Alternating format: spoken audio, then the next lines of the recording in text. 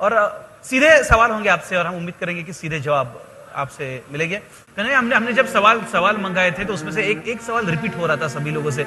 आप दोनों से पूछा जाए कि राहुल या मोदी। देखिए, ये सवाल ही गलत है। पहली बात तो ये लोगों की इच्छा है तो मैंने वो पूछ लिया। नहीं, ये सवाल गलत है सर। मैं आपसे आग्रह पूर्वक ये बात कहता हूँ, टीवी और स्टूडियो में हम 4 लोग बैठ करके राहुल की मोदी नहीं तय करेंगे। अरे लोकतंत्र कोई WWF का मैच नहीं है, ऐसा थोड़ी होता है। ये देश के नेता हैं, हमारे पिताजी नहीं हैं। संबित पात्रा बोल दिए थे कि देश के पिताजी हैं, लेकिन हम नहीं बोलते हैं। माँ बाप को आप नहीं बदल सकते हैं, नेता को तो आप हर 5 साल में बदल देंगे। ऐसा हम लोगों को क्यों एहसास कराया जा रहा है जैसे कि और कोई विकल्प ही देश में नहीं बचा है। देश में विकल्प है और देश में देश के लोग विकल्प हैं। तो बताइए ना, कौन है विकल्प? आपका नेता कौन है? आप किसको चुनने वाले हैं 2019 में? कौन है आपका नेता? बताइए, जवाब दीजिए कि आपका नेता कौन है। आप कौन से पार्टी को सपोर्ट कर रहे हैं या कौन से नेता को? एक नेता है क्या जिनका नाम आप लेंगे कि हम इनको मानते हैं, या हम 2019 देश है कि क्रिकेट टीम है? देश है कि क्रिकेट टीम है? कप्तान चुन रहे हैं।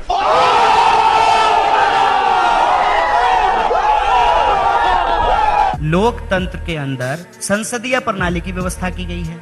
हम अपने संसदीय क्षेत्र में अपने सांसद का चुनाव करते हैं और हमारे सांसद जब चुन करके जाते हैं तो वो अपने संसद दल का नेता का चुनाव करते हैं और वो जो नेता होते हैं वही देश के प्रधानमंत्री बनते हैं। हम अपने देश में प्रधानमंत्री तो नहीं चुनते हैं। मैं उम्मीद करता हूं कि आप देश की सबसे बड़ी पार्टी के स्पोक्स पर्सन हैं, आपको ये बात पता होगी, है कि नहीं है? बेगूसराय में हम मोदी जी के लिए वोट नहीं करेंगे, वहां पे जिस पार्टी का उम्मीदवार होगा उसी को वोट करेंगे ना। ऐसा तो नहीं है कि 545 सीट पे मोदी जी अकेले चुनाव लड़ेंगे। आप प्रोसीजर से देश और लोकतंत्र प्रधानमंत्री को नकार रहे हैं तो आपके मन में कोई तो होगा। और आप 545 सांसद को नकार रहे हैं।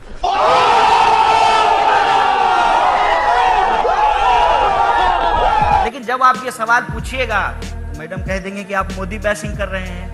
बताइए, सवाल मोदी जी से नहीं पूछ करके तो नेहरू जी से पूछा जाएगा। जितना ज्यादा मोदी बैशिंग करेंगे उतना ही वो ज्यादा उभर के आएंगे। वोल्डेमॉर्ट है क्या कि जितना नाम लेंगे उतना उनकी शक्ति बढ़ जाएगी?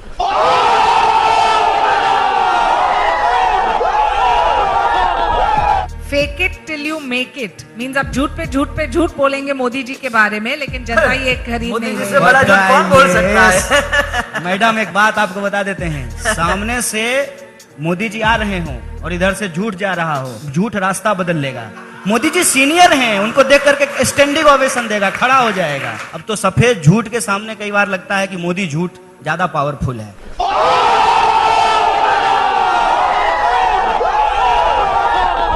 और मैडम जी ने कहा कि ईवीएम पे सवाल आप नहीं उठा सकते हैं क्योंकि ईवीएम में कोई गड़बड़ी नहीं हो सकती है।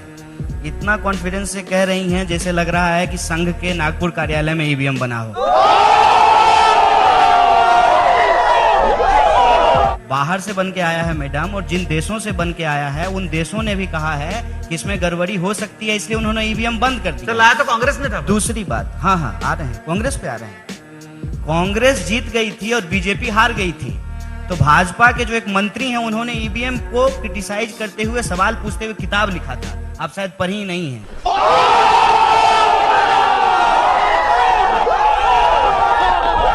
कि अब ईवीएम का मतलब इलेक्ट्रॉनिक वोटिंग मशीन नहीं, बल्कि इसका मतलब हो चुका है एवरी वोट मोदी। और राष्ट्रवाद के नाम पे इस देश में राष्ट्रीय स्वयंसेवक के नाम पे रिलायंस सेवा संघ चला रहे हैं।